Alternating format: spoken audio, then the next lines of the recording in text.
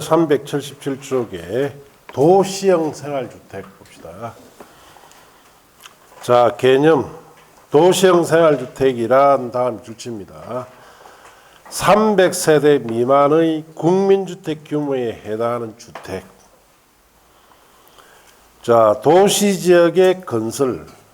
자, 거기도 밑줄 치시고, 다음 각호주택을 말합니다. 자, 도시형 생활주택이 되려면 첫째, 300세대 미만이 돼야 돼요. 그리고 규모는 국민주택 규모에 해당돼야 되고, 자, 도시지역에 건설해야 됩니다. 자, 종류는 세 가지가 있죠. 단지형 연립주택, 건축법 시행에 따른 연립주택에 해당하는 주택 중 소형주택을 제외한 주택, 다만 건축법 적용의 완화 규정에 따라 건축위원회 심의받은 경우에는 줄칩니다. 주택으로서는 층수를 5층까지 건축할 수 있다. 단지형 다세주택, 건축법 시행에 따른 다세주택에 해당하는 주택 중 소형주택을 제외한 주택으로서 다만 건축법 적용의 완화 규정에 따라 건축위원회 심의받은 경우에는 줄칩니다. 주택으로서는 층수를 5층까지 건축할 수 있습니다. 원래 연립이나 다세대는 주택으로서는 층수가 4개 층밖에 안 돼요. 그런데 단지형, 즉 도시형 생활주택으로서 단지형 연립이나 다세대는 5개 층까지 주택으로 쓸 수 있다 이 뜻이에요. 그 다음 소형주택. 줄칩니다. 세대별 주거전용 면적이 60제곱미터 이하일 것. 자, 세대별 독립된 주거가 가능하도록 욕실 부엌을 설치하고 주거전용 면적이 30제곱미터 미만인 경우 거기 줄칩니다. 자, 욕실 보일러를 제외한 부분을 하나의 공간으로 구성해야 됩니다. 네 번째 줄칩니다. 주거전용 면적이 30제곱미터 이상인 경우에 침실 7제곱미터 이상짜리 침실 3개 이하로 자, 구성할 것. 그렇게 줄치고 다만 침실 2개 이상인 세대수는 소형주택 전체 세대수의 3분의 1 갈로 뛰어넘으시고 초과하지 않아야 됩니다. 침실 2개 이상이 되는 소형주택은 전체 세대수의 얼마까지? 3분의 1까지. 갈로 안에 그 3분의 1을 초과하는 세대 중에 세대당 주차 대수를 자 0.7대 이상 되도록 자 주차장 설치할 때는 그 비율을 더하여 자 얼마까지? 2분의 1까지 할 수 있습니다. 지하층에 설치하지 않아야 됩니다. 자, 그래서 무슨 말인지 자 봅시다.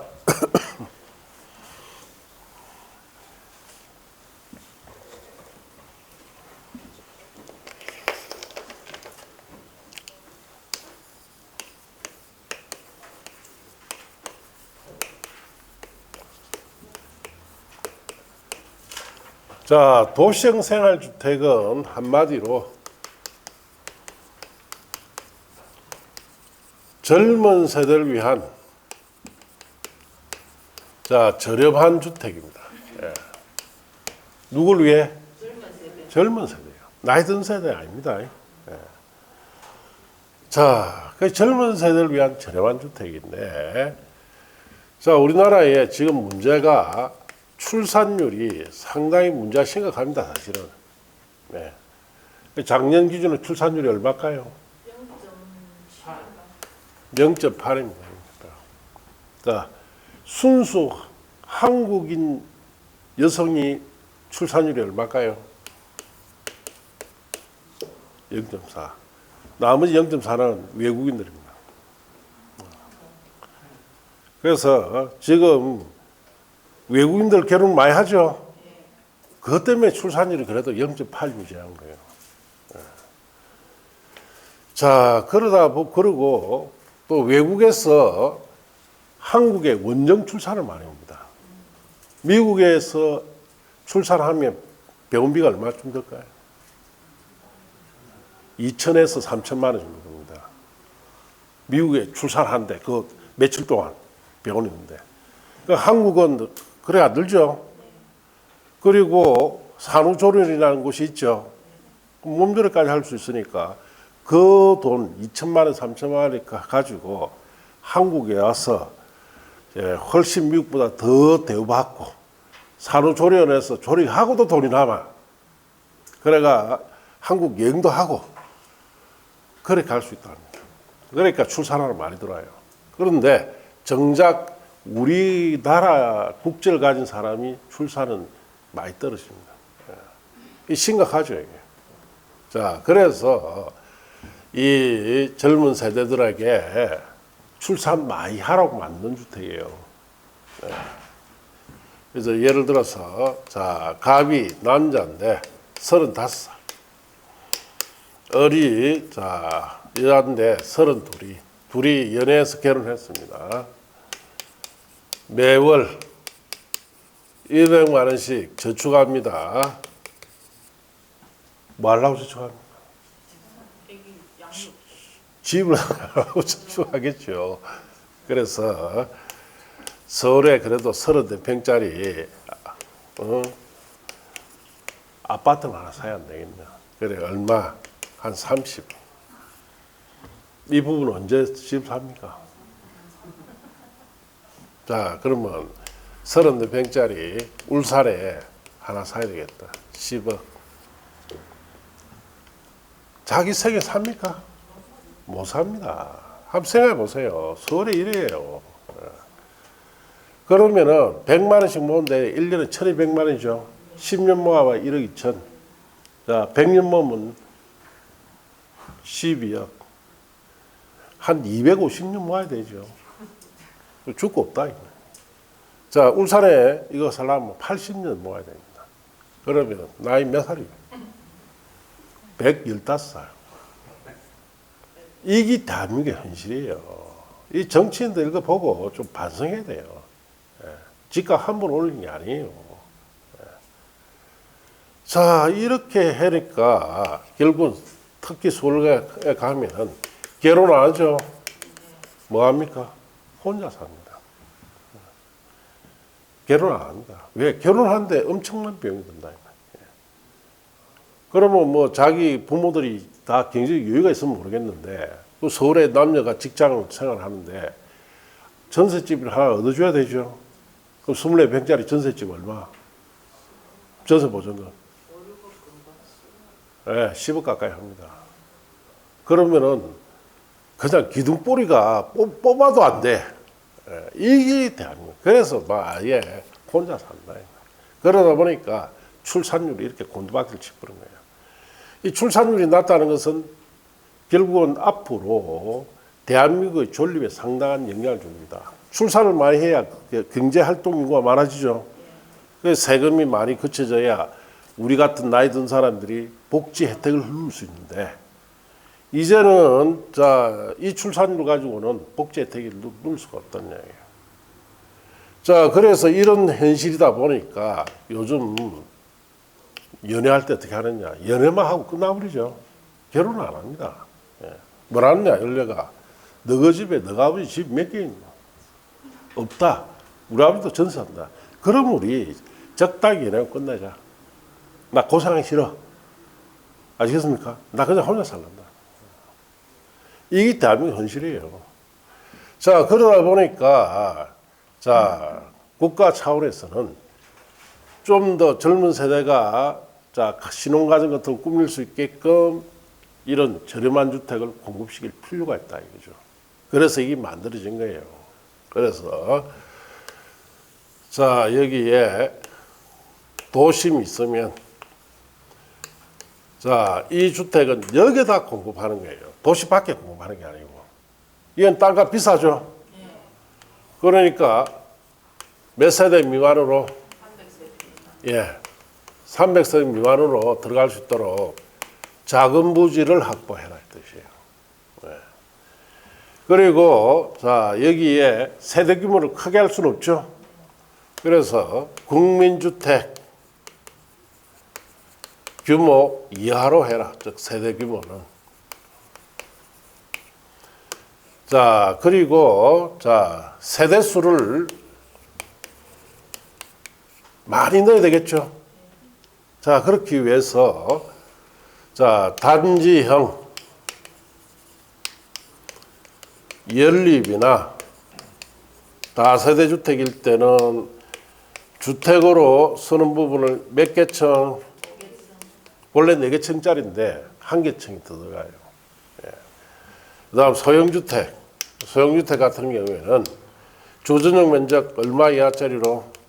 60제곱미터 이하짜리로 넣을 수 있도록 이렇게 해서 자 세대수를 많이 넣어서 자 가격을 자 다운시킨 자 공동주택이 도시형 생활주택입니다.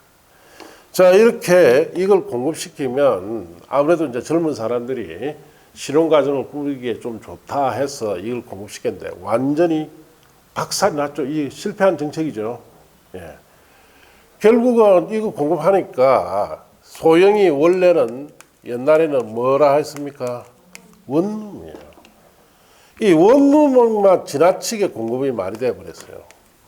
전국적으로 원룸 엄청나게 공급해버렸죠.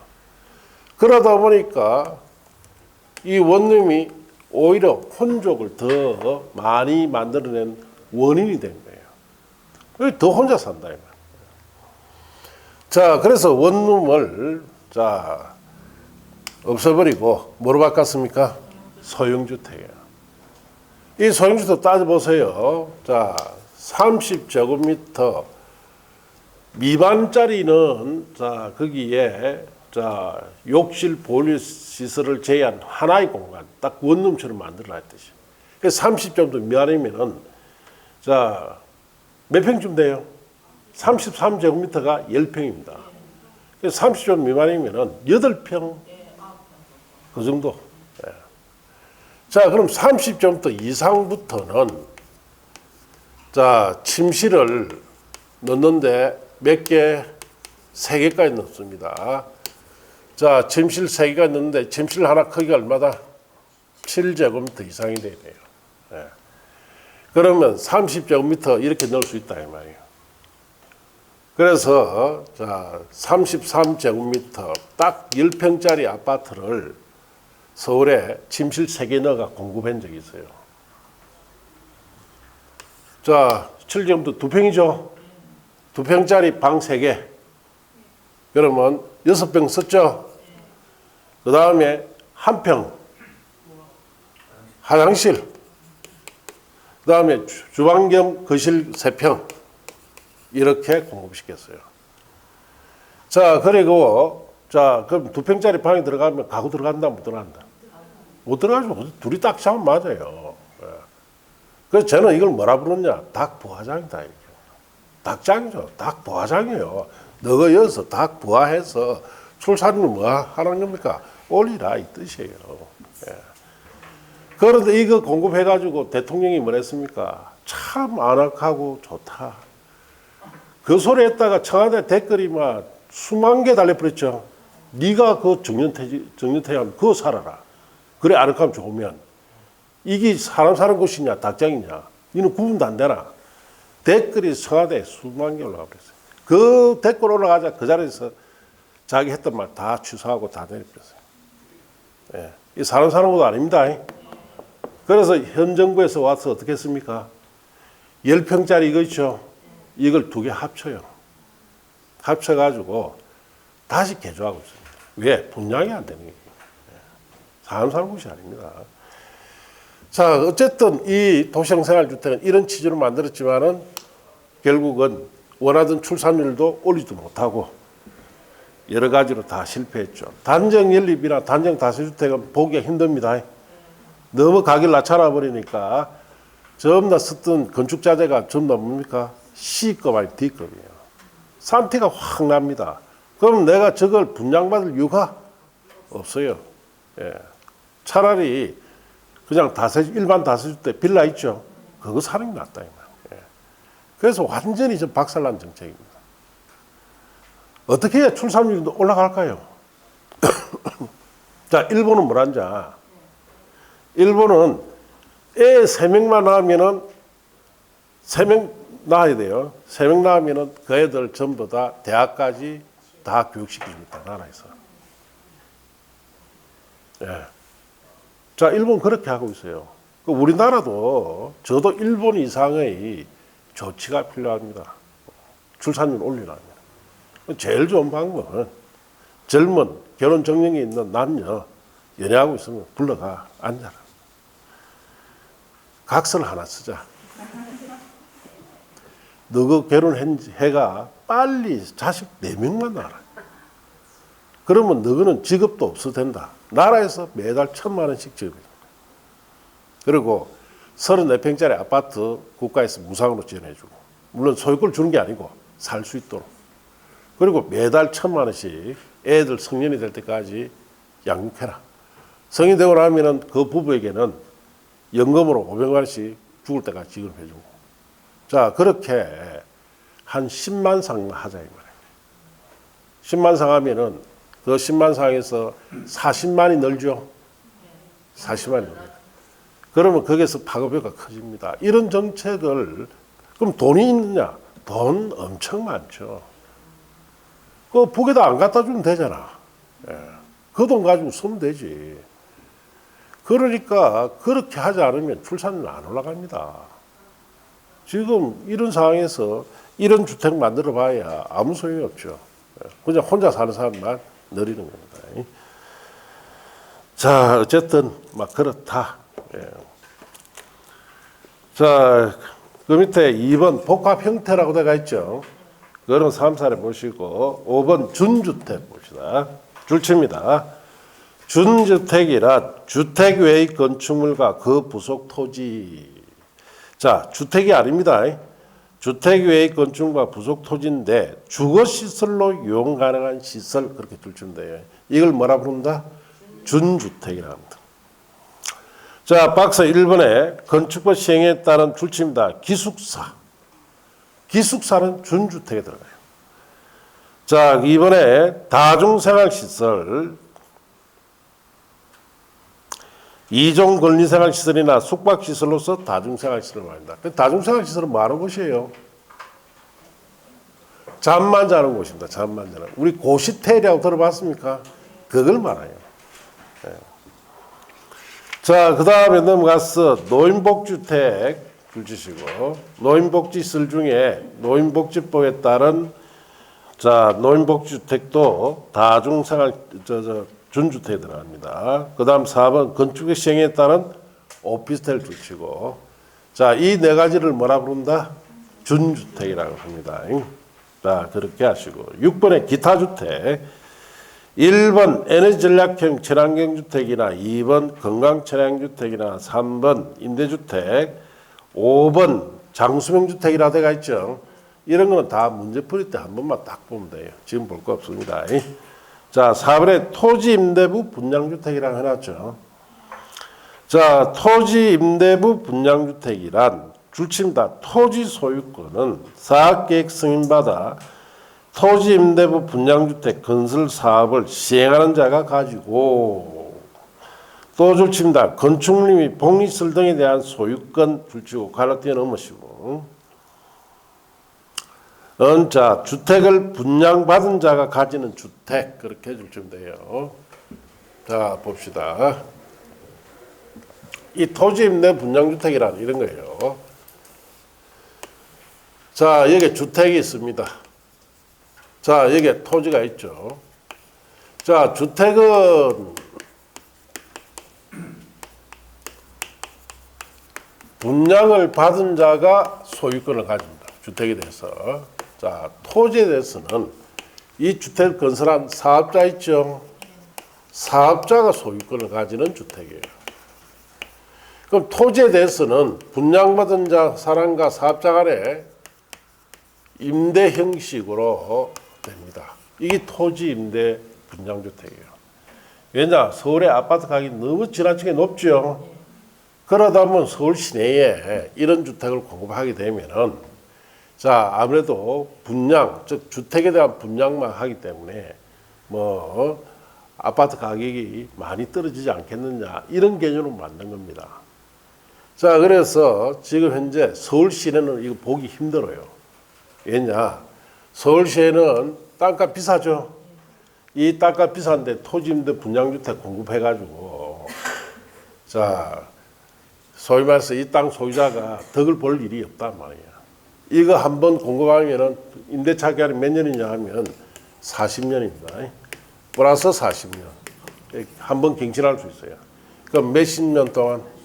80년 동안 빌려줘야 돼요. 빌려주는데 여기에 분양받은 사람 토지에 대한 임대료를 매달 내야 됩니다. 임대료 같은 경우에 전에는 그 토지 가격에 뭐 은행 이자율로 따져서 1, 2% 정도 했는데 지금 이자율이 올랐죠. 올라보니까 이거 공급하기도 어떻다. 어렵죠. 왜냐 임대료도 그만큼 오르니까 이자율이 오르니까 뭐 임대료도 4, 5% 줘야 된다. 그러면 부담하기 힘들단 말이에요. 예, 이런 주택을 토지임대 분양주택이다 이렇게 하고 뭐 지금 서울 경기도 지역에 고덕지구에 이걸 공급한다고 이렇게 지금 이야기를 하고 있는데 이자율이 오른 바람에 수도업대가 있습니다. 이것도. 예. 왜? 이자 감당하기가 힘들기 때문에 그렇습니다. 자, 그렇게 하시고 그 다음 페이지 7번 공공택지라고 되어 있죠. 공공택지란 다음 항목 어느 하나에 해당하는 자 줄칩니다. 공공사업에 의하여 개발 조성되는 공동주택이 건설되는 용지 그렇게 줄치고 자 여기다 씁니다. 자 이거는 비싼 용지다 저렴한 용지다. 저렴한 용지예요. 네. 자 우리 예를 들어서 서울에 L 아파트 34평짜리 뭐 30억. 자, 울산에 자, L 아파트 똑같은 메이커 아파트예요. 한 10억. 이렇게 차이 나는 이유가 아파트 건축비가 차이 나는 게 아니고 땅값이죠. 땅값이 이렇게 차이 나기 때문에.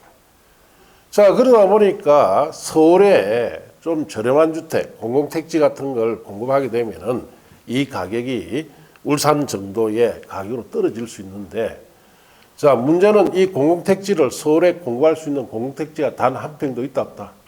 없다는 겁니다. 이 공공택지는 서울의 아파트 가격 작기 위해서 만든 개념인데 결국 정작 서울에는 적용을 한 번도 못 해봤어요. 괜히 지방에 아파트 가격 그래 안 비싼 지방에다 적용 많이 하죠. 자, 그렇게 하시고 그 공공택지 조성할 수 있는 사업이 한 10가지 있죠. 얘도 뭐 수십 가지 됩니다. 수십 가지. 자, 거기에서 주의해야 될 것은 6번 보세요. 도시개발법에 따른 도시개발 사업. 자, 도시개발 사업 줄치시고 간란에 보시면 도시개발법상 공공사업 시행자가 같은 법에 따라 자, 줄칩니다. 수용 또는 사용 방식으로 시행하는 사업과 혼용 방식 중 수용 사용 방식이 정되는 구역에 시행하는 사업에 한한다. 자, 그러면 공공택지 도시개발법에서 공공택지를 공부할 때는 수용 사용 방식일 때만 공부해라 뜻이죠. 왜냐? 지가가 낮기 때문에. 자, 여기다 씁니다. 한지 방식은 땅값 비싸죠. 한지 방식으로 조성이 된다 안 된다? 안 됩니다. 자, 그런 6번만 좀 주의하시고, 자, 내려가서, 그 다음에 8번에 주택단지. 주택단지란 주택건설 사업계획, 대조성 사업계획의 승인을 받아 주택가, 부대시설, 공인시설을 건설하거나 대지를 조성하는 데 사용된 일단의 토지를 말하는데, 자, 다음이 줄칩니다. 그 다음에 답한 다음에 다음 강목 시설로 분리된 토지는 각각 별개의 주택단위가 됩니다. 자, 그래서 1번부터 거기 4번에 동그라미 3번까지는 한마디로 이야기하면은 철도, 도로를 말합니다. 철도나 도로로 분리된 자, 주택단위는 별개의 주택단위 봐라 이 뜻인데 시험에 주로 묻는 건 2번에 줄칩니다. 폭 20m 이상 일반 도로. 일반 도로로 분리될 때는 폭이 얼마 이상 돼야 돼요? 20m 이상 돼요. 3번에 줄칩니다. 폭 8m 이상인 도시계획 예정도로. 예정도로일 때는 8m 이상이 되면 별개 단위 됩니다. 시험에서는 2번, 3번만 묻습니다. 다른 건 안 물어요. 자, 그럼 그 말이 무슨 말인지 봅시다.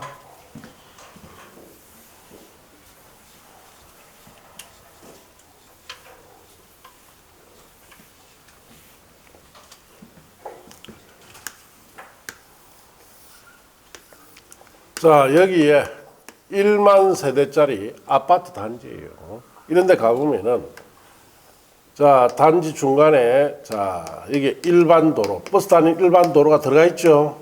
이 도로 폭이 얼마? 20m 이상이면 이쪽과 이쪽은 무슨 단지로? 벨게이 단지로 봐라 이 뜻이요. 그래서 이쪽은 이쪽대로 관리하고 얘는 여기대로 관리할 수 있도록. 시험에서는 일반 도로 폭과 자, 그 다음에 도시계획 예정도로 폭 있죠? 그것만 묻습니다. 그것만 주의하시면 돼요. 자, 이제 넘어가서 그 다음에 이번에 단지 안의 도로 제일은 자, 문제풀이 따라 보시고 9번에 부대시설, 복리시설이라 되어 있죠? 자, 부대시설이라는 것은 개념이 주택에 딸린 시설, 설비를 말하는데 주택 사이에 꼭 있어야 하는 필수 시설이에요. 주차장, 관리사무소, 담장, 주택단지 안의 도로, 2번에 건축설비, 자, 3번에 뭐 보안등, 대문, 경비실, 자정보건소 등등등 이런 것을 무슨 시설이다? 부대시설인데 주의할 것은 자, 거기에 3번에 보시면 공중전화, 공중화장실이라고 되어 있죠. 자, 그거 주의하시고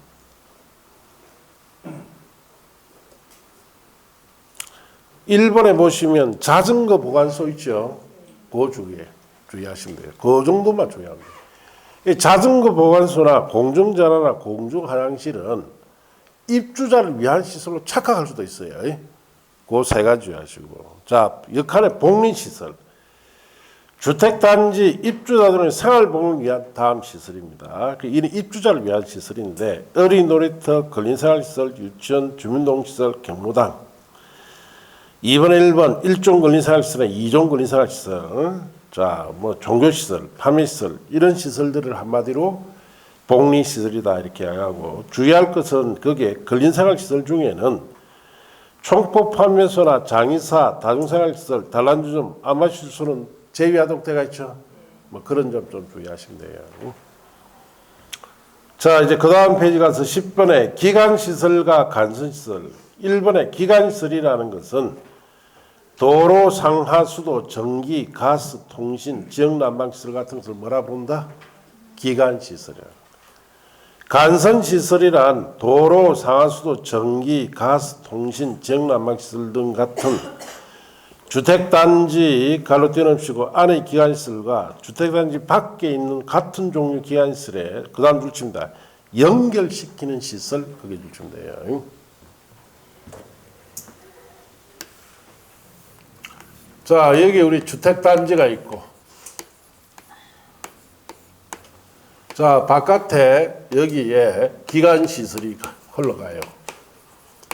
그러니까 주택단지 안에 있는 기관시설과 바깥에 있는 기관시설을 연결시키는 이 부분을 자, 무슨 시설? 간선시설이다. 그 뜻이에요. 예, 그렇게 아시면 돼요. 자, 11번 사업주는 뒤에 놓고 자, 여기서 볼 거 없고 12번 주택의 규모를 건설 비례하다가 있죠.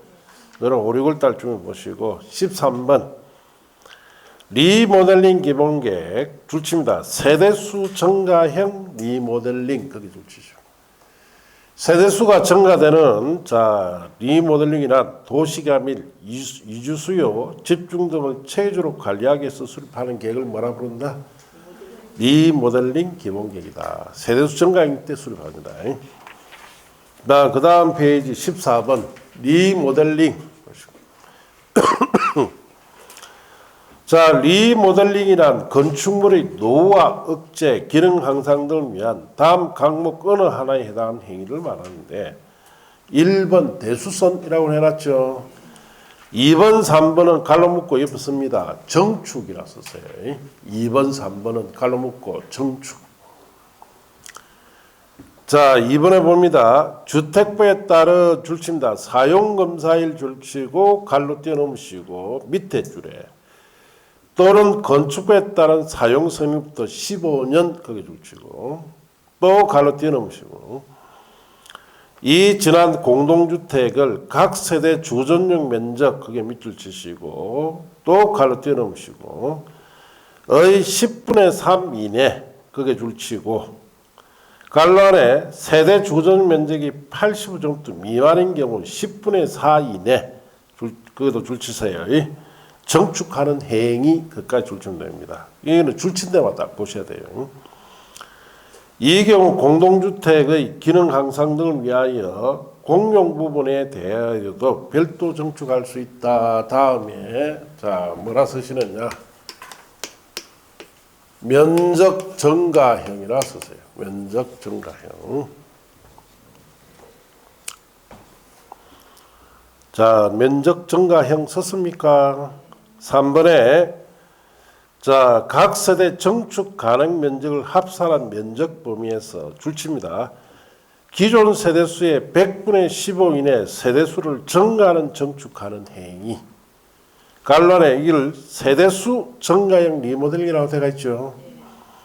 다만 다음 또 줄칩니다. 수직으로 정축하는 행위는 다음 요구를 모두 충족할 경우로 한정하는데 1번 자 줄칩니다. 최대 몇 개층 3개층 이하로서 수직 정축형 리모델링 대상이 되는 건축물의 기존 층수가 14층 이하일 때는 2개층입니다. 그럼 15층부터는 3개층 쓰라 뜻이죠. 2번 수직 정축형 리모델링 대상 건축물 자 둘칩니다. 건축 당시 구조도를 보유하고 있어야 돼요. 자 그래서 그 말이 무슨 말인지 봅시다.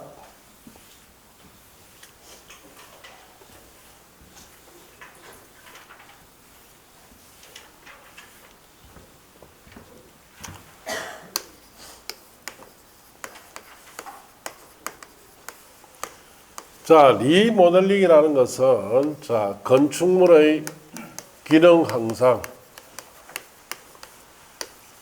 노후화 억제를 하기 위해서 건축물을 재단장하는 것을 리모델링이다 이렇게 합니다.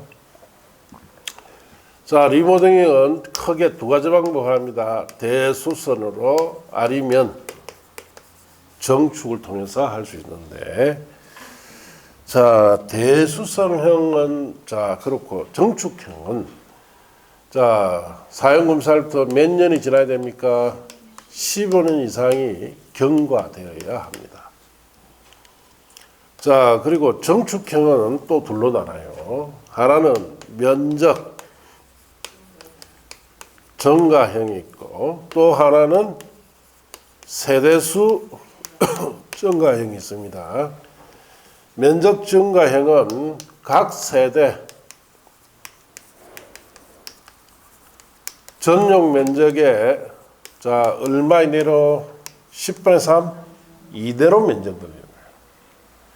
자 세대수 증가형은 기존 세대수의 자 100분의 15 이내로 세대수를 늘리는 겁니다. 자, 세대수 증가형은 또 두 가지가 있어요. 수평형이 있고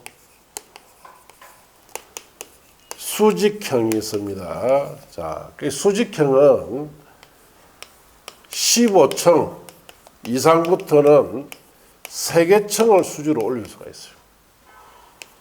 14층 이하일 때는 2개층을 올리죠. 자, 우리나라 리모델링은 이렇게 이제 구분하는 거예요. 그래서 대수선형이다라는 것은 대수선형은 구조 변화가 없습니다. 자, 아파트 구조 그대로 두고 빼대는 두고 자, 그리고 그게 들어가서 각종 아파트 내부에 설치되어 있는 각종 자재 있죠. 싹 다 바꾸는 게 뭐 대수선형. 정축형은 자 이거는 구조 변화가 생깁니다.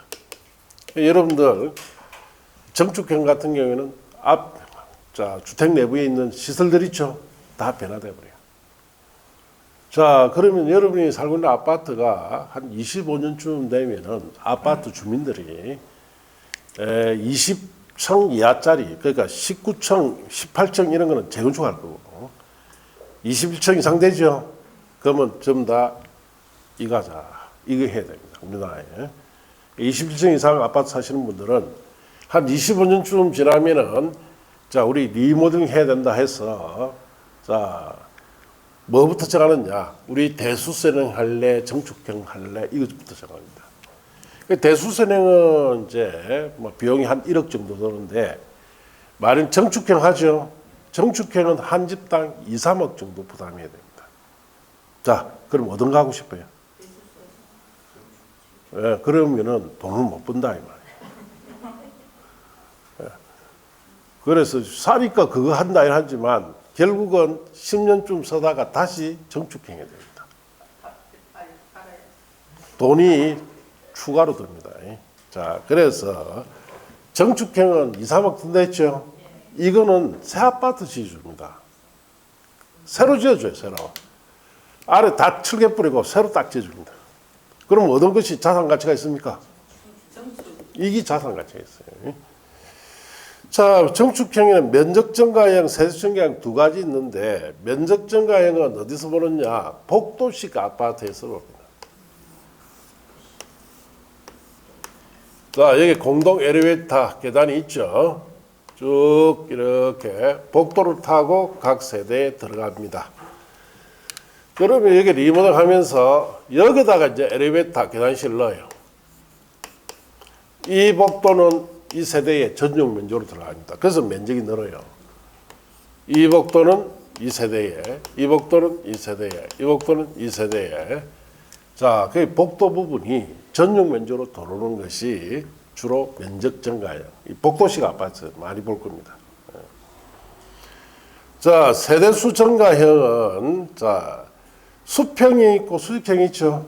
그 수평형 같은 경우에는 한때 우리 넓은 평수 아파트 있죠. 60평이다. 그럼 이걸 30평, 30평 둘로 나누는 것이 수평이에요. 자, 수직형이 이거죠. 자, 기존의 아파트, 자, 이렇게 있으면은 아파트 여기 있는 내부 참 다 바꾸고 여기다가 최대 3개층을 더 올리는 거예요. 그러면 여기에 기존의 구조도를 봐가면서 기둥이나 벽 이런 거 다 새로 보강해야 되죠. 왜냐, 오래된 건물에 하중이 올라가죠. 그래서 전부 다 철거해서 새로 보강 다 합니다.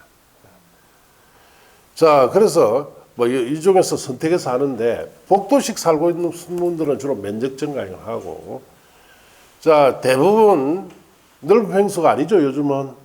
그러면은 앞으로 25년쯤 지나면 대부분 다 수직형을 많이 합니다. 그러면 위에 부분은 일반 분양하겠죠. 그 대금을 가지고 리모델링 비용 일부 충당합니다. 그럼 수직형을 하게 되면은 한 집당 예를 들어 2억이 든다. 그러면 1억 한 6천, 한 4천만 원 여기서 충당해 줄 거예요. 이 중에 하나 선택해야 돼요. 앞으로. 단 몇 층 이상부터? 21층 이상이 되어야 이걸 합니다. 20층 이하짜리 있죠? 20층 이하짜리는 재건축합니다. 오래되고. 자, 그래서 울산 시내에도 20층 이하짜리 아파트 재건축할 게 좀 있습니다. 예. 북구 쪽에 가면 그 아파트 10층짜리 쫙 있죠. 다 재건축 대상이에요. 자, 그러면 여기 시내에 보면은 21층 이상 되는 아파트 있죠? 그거는 오래되면 뭐 한다? 리모델링 이거 합니다. 네. 누가 부담해야 돼요? 집주인이 부담해야 돼요. 아시겠습니까? 네. 그리고 나중에 이제 중개하다 보면은 아파트는 이제 오래된 아파트는 리모델링이 된 아파트냐 아니냐에 따라서 가격 차가 예, 상당히 커집니다. 자, 그 밑에 공구 봅시다.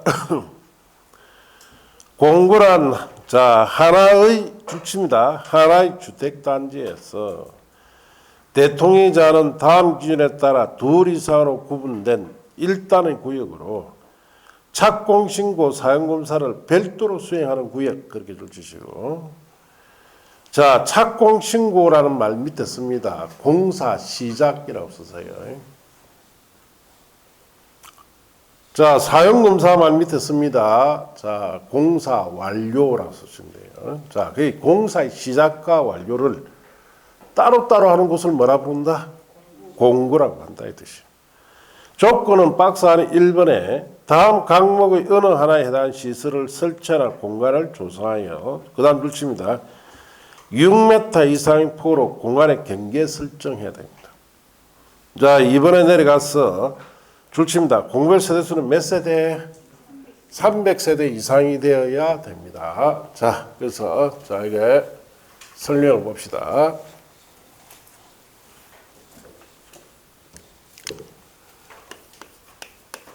자, 공구라는 것은